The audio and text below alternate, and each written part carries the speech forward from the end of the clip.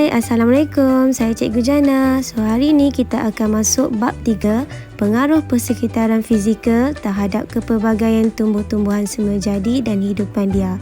Jom kita mula. Pernah terfikir tak, kenapa harimau Melaya hanya ada di negara kita? Macam mana burung kutub hanya boleh hidup di kawasan yang sejuk? Dan kenapa pokok kurma banyak tumbuh di kawasan beriklim panas dan kering?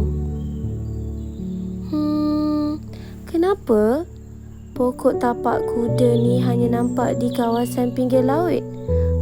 Mesti pelajar pernah terfikir kan? Okey, kali ni cikgu akan ajar kepada kamu kenapa haiwan dan juga tumbuh-tumbuhan hanya hidup di kawasan tertentu di muka bumi ini. Kalau nak tahu lebih lanjut, jom kita mula belajar. Okey, sebenarnya ada 4 faktor yang mempengaruhi kepelbagaian tumbuh-tumbuhan dan hidupan liar. Yang pertama adalah saliran. Maksud saliran ni adalah ciri-ciri pola aliran sungai dan cawangannya serta kuantiti air yang mengairi sesuatu kawasan bentuk muka bumi. Contohnya laut, pantai dan sebagainya. Faktor yang kedua ialah iklim. Bermaksud kombinasi beberapa elemen seperti suhu, hujan, angin, tekanan udara, keadaan awan, kelembapan udara dan cahaya matahari dalam tempoh yang panjang di sesuatu kawasan. Sebagai contoh, iklim di Malaysia, iklim khatulistiwa, panas dan lembap sepanjang tahun. Iklim di kawasan Timur Tengah seperti negara-negara Arab, iklim gurun panas iaitu panas dan kering sepanjang tahun. Faktor yang ketiga ialah faktor tanah. Lapisan paling atas di permukaan bumi yang terhasil daripada dua bahan iaitu bahan organik dan bahan bukan organik. Contoh bahan organik, contohnya seperti sisa makanan, sisa tumbuhan, sisa najis. Kalau bahan bukan organik ni seperti tin, botol, kaca dan sebagainya. Faktor yang terakhir yang mempengaruhi kepelbagaian tumbuh-tumbuhan semula jadi dan hidupan liar ialah faktor bentuk muka bumi.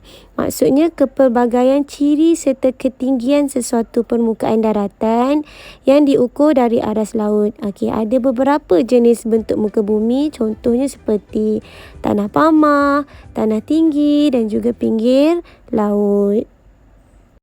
Jom kita tengok satu persatu. Saliran ya. Saliran terbahagi kepada dua, saliran baik dan juga saliran buruk. Biasanya kalau saliran baik ni adalah kawasan yang tidak bertakung air.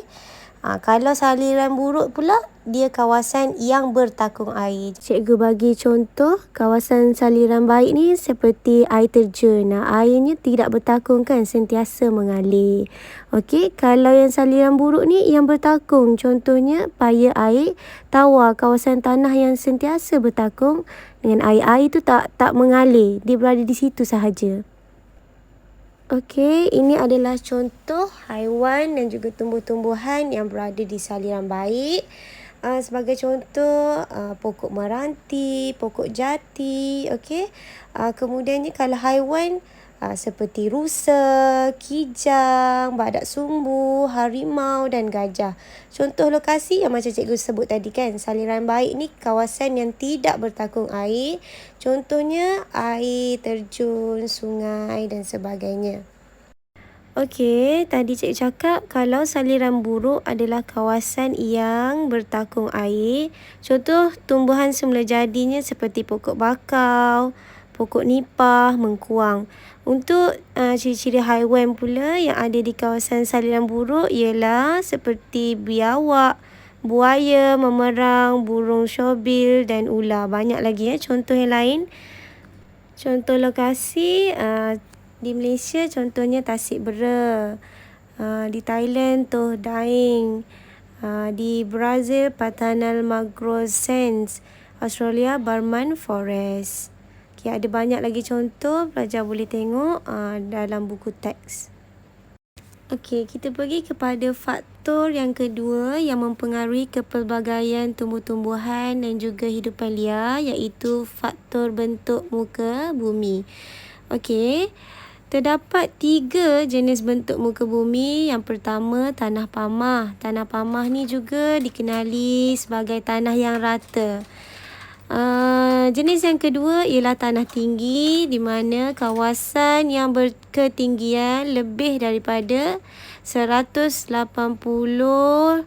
dari aras laut. Dan jenis bentuk muka bumi yang ketiga ialah pinggir laut. Contohnya seperti pulau, pantai berpasir, pantai berlumpur dan paya air masin. Bentuk muka bumi di Nenasi apa? Ya, betul.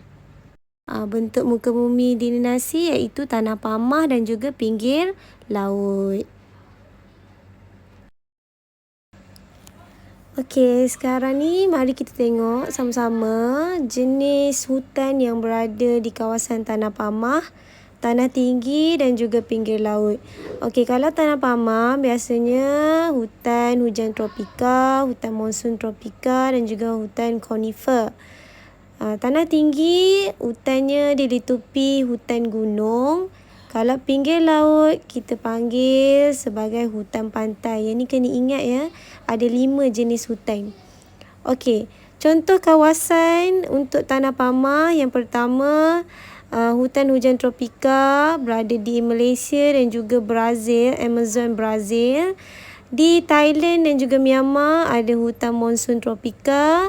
Di Tasik Great St. Lawrence ada hutan konifer. Untuk tanah tinggi, contoh kawasannya Banjaran Crocker dan juga Banjaran Himalaya.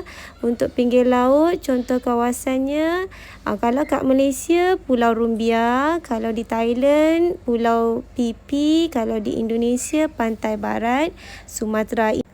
Okey, kita pergi kepada contoh tumbuhan semula jadi di ketiga-tiga bentuk muka bumi. Okey, untuk tanah pamah, hutan hujan tropika biasanya tumbuhan seperti pokok meranti dan jelutung. Hutan monsun tropika, tumbuhan yang ada pokok jati, cendana. Hutan konifer ada pokok pine dan juga pokok birch.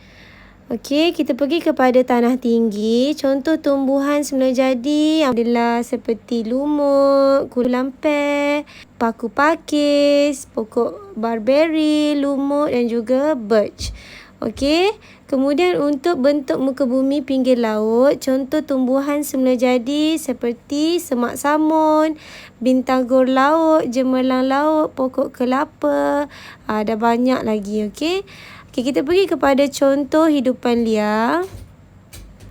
Hutan hujan tropika biasanya ada gajah, puma. Hutan monsun tropika, harimau, kancil. Hutan konifer ada moose dengan juga brown bear. Okey, untuk tanah tinggi, contoh hidupan liar antaranya beruang matahari, tupai, tanah gunung Borneo, Eurasian brown bear dan juga snow leopard. Okey, dan yang terakhir contoh hidupan liar di pinggir laut antaranya seperti ular, siput, ketam, anjing laut, umang-umang. Okay, ini antara contoh ya, ada banyak lagi contoh tumbuh-tumbuhan dan juga hidupan liar di ketiga-tiga bentuk muka bumi ini. Okey, untuk hari ini kita sentuh 2 faktor sahaja, iaitu faktor saliran dan juga faktor bentuk muka bumi. Okey, untuk tanah dan juga iklim, cikgu akan ajar pada PDPR yang akan datang.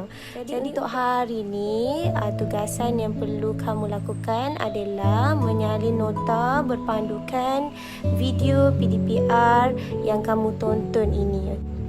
Okey, seperti biasa sila hantar tugasan hari ini selewat-lewatnya pukul 9 malam untuk memudahkan cikgu merekod kehadiran kamu. Okey.